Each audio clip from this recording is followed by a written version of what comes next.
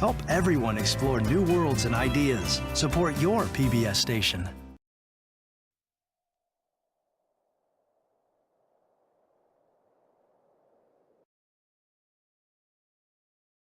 Well, your watermelon reminds me of my biggest fear of all.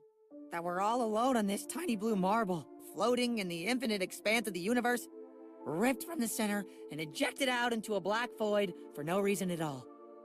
Players on the stage of the absurd. Marco Diaz.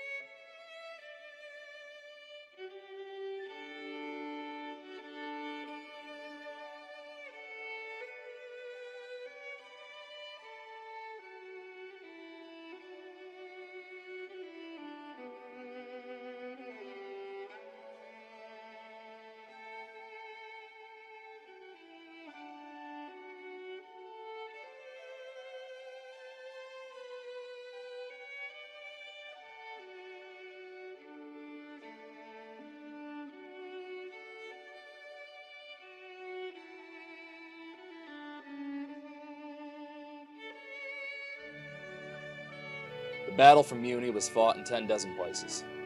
From the Monster Temple and the Forest of Certain Death and the Butterfly Castle, to Echo Creek, California, and the Queen's Refuge on the Crocodile Coast. Hundreds of monsters and Mewmans alike fought in it, and Princess Butterfly, heir to the throne of Mewni, nearly died in it. Mewman sewers became Resistance headquarters. Mewman castles and schoolhouses sheltered the frightened. And huge, foraging rat armies swept across Mewman farms and captured Mewman towns.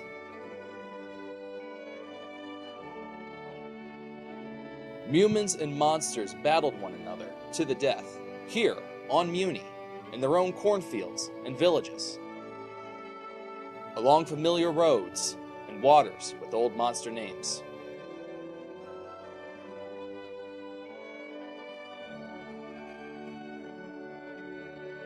In one day at the Battle of the Monster Temple, rising high above the Forest of Certain Death, more members of the Magical High Commission fell than in every previous Mewman war combined.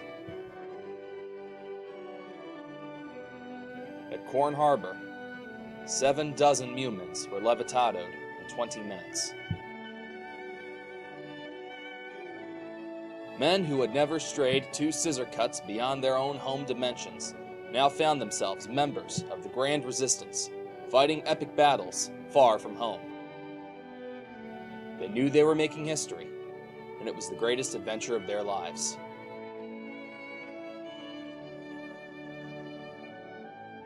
The battle made some rich, ruined others, and changed forever the lives of all who lived through it.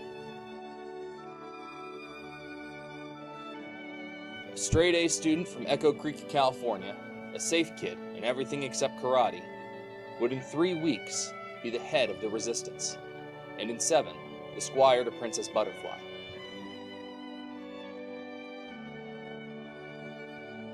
An eccentric student of magic and tactics, a ruthless warlord who rode into battle talking to his hand, to listen, he said, to its advice.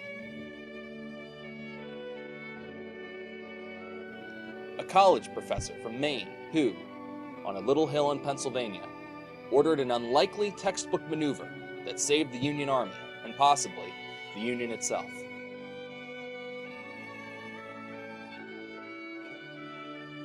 Two ordinary animals, one from the Forest of Certain Death, the other from the Cave of Doom, who each served 4 months, and together seemed to have been everywhere during the battle, and lived to tell the tale. The courtly, unknowable lawyer who disapproved of magic and the butterflies and nearly destroyed them both at the head of one of the greatest monster armies of all time. The castaway monster who became a father, who raised a dozen children, and helped to transform the battle into a struggle for the freedom of all humans and monsters. And then there was the rough girl from Mewni, who would rise to be the greatest princess the kingdom has ever seen.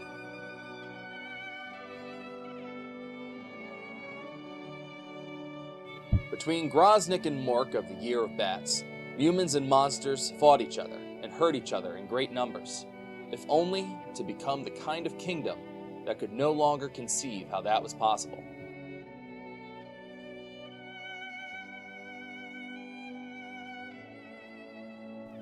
What began as a bitter dispute over magic and personal vengeance ended as a struggle over the meaning of freedom in Mewni.